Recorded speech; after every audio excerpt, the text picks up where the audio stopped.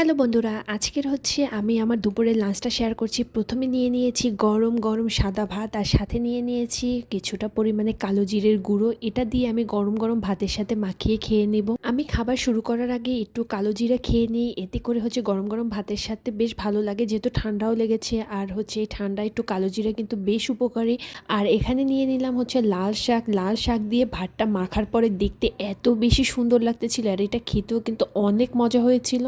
আমার ছোটোবেলা থেকেই লাল শাক ভীষণ পছন্দের। বাকি যে ভাতগুলো আছে সেগুলো দিয়ে আমরা আজকে রান্না করেছিলাম কোয়েল পাখির ডিম আস্ত পেঁয়াজ দিয়ে। এটা খেতে কিন্তু অসম্ভব মজা, ঝাল ঝাল লাল লাল। আমি বাকি ভাতগুলো ছোট ছোট কিউট কিউট কোয়েল পাখির ডিম দিয়ে শেষ করেছিলাম। কোয়েল পাখির ডিম আর আস্ত পেঁয়াজ দিয়ে এই রান্নাটা আমার কাছে কিন্তু ভীষণ ভালো লাগে। আপনারা চাইলে কিন্তু এভাবে একটু রান্না করে খেতে পারেন। আর এই পেঁয়াজগুলো খেতে অসম্ভব মজা। আস্ত পেঁয়াজ, রসুন, মাংস, মাছ এবং ডিমের সাথে খেতে বেশ ভালোই লাগে। আমি একদম চেটেপুটে আজকের প্লেটটা ক্লিন করে খেয়েছিলাম। আর এখানে কোয়েল পাখির ডিমটা দিয়ে শেষ করেছিলাম। আর শাকটা এত মজা হয়েছিল, আমি আরেকটু নিয়েছিলাম।